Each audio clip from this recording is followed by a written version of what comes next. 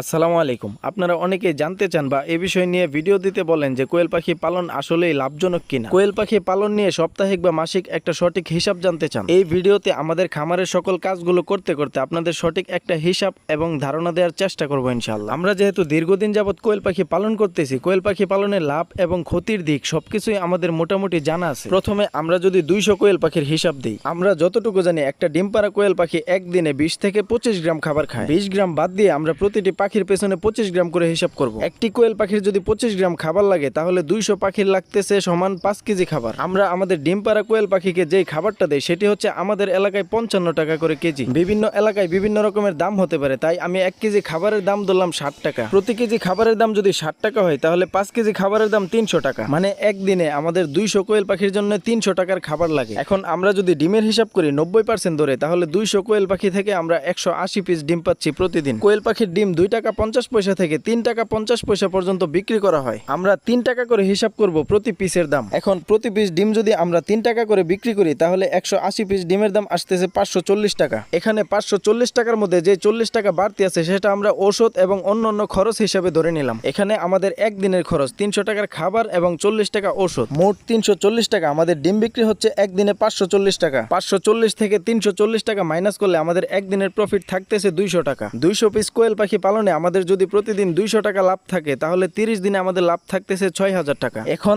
আমি যেভাবে হিসেব করছি এখানে লাভের পরিমাণ 6000 থেকে বেশি হতে পারে, কিন্তু কম হওয়ার কোনো সুযোগ নেই, কারণ আমি সবকিছু বেশি বেশি ধরেই হিসেব করছি। যাই হোক, এখন 200 পিস কোয়েল পাখি পালন করে যদি প্রতি মাসে 6000 টাকা প্রফিট থাকে তাহলে আপনারা নিজেরাই হিসেব করে দেখেন যে কত পিস কোয়েল পাখি পালন করে কত টাকা প্রফিট হতে পারে। এখন আমার এই হিসেব দেখার পরে আপনারা যে কেউ হুট করেই বেশি পরিমাণে কোয়েল পাখি নিয়ে খামার শুরু করার চিন্তা করবেন না, এবং লস হওয়ার পরে আমাকে দোষারোপ করেন না, কারণ আমি যেটা সত্যি সেটাই বলার চেষ্টা করছি আপনাদের। আগে ছোট পরিসরে শুরু করেন, তারপর ভালো করে শিখেন, বুঝেন, তারপরে যদি মনে করেন যে আপনাকে দিয়ে কোয়েল পাখি পালন করা সম্ভব তাহলে খামার বড় করতে পারবেন যে কোনো সময়। যাই হোক, সবাই ভালো থাকবেন, আমাদের জন্য দোয়া করবেন। আসসালামু আলাইকুম।